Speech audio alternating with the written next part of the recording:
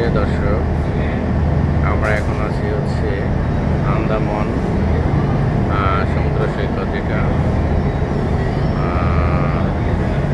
আমরা হচ্ছে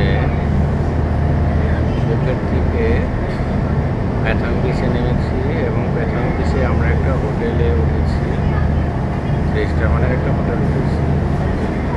দেন ওখান থেকে আমরা প্যাকেজটা নিয়েছি। প্যাকেজটা হচ্ছে আজকে সারাটা দিন আমাদের ঘোরাবে। আজকে হচ্ছে 1 তারিখ, 1 আগস্ট 2025।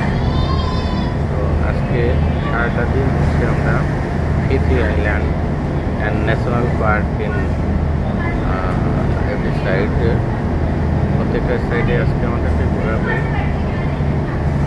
দুপুরের লাঞ্চ ওনারাই আমাদেরকে দিবে ঘুরতে।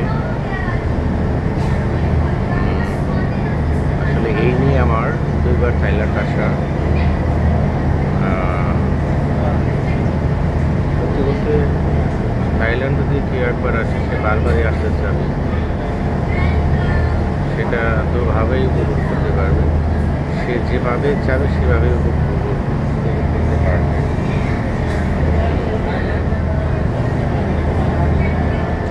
থাইল্যান্ড গভর্নমেন্ট আসলে ওদেরকে এমনভাবে তৈরি করছে যে আপনার সারা ওয়ার্ল্ডে ট্যুরিজম প্লেসের মধ্যে টপ 10-এ ওনারা প্রতি ইয়ারলি অবস্থান করে। অ্যাকচুয়ালি আসলে গভর্নমেন্ট আর প্রাইভেট সেক্টর যদি কমিউনিকেশন বেটার থাকে, সেই দেশটা এমনিতেই উন্নত হয়ে যায়। ওদের ক্ষেত্রে ঠিক এই ঘটনাই ঘটেছে। আমাদের আসলে আফসোস হয় যে আমাদের ওয়ার্ল্ডের মধ্যে সবচেয়ে বড় বীজ হচ্ছে কক্সবাজার বীজটা, বাট কোনো ধরনের সেটা নিয়ে ভালো কোনো কার্যক্রম পরিচালনা হয় না।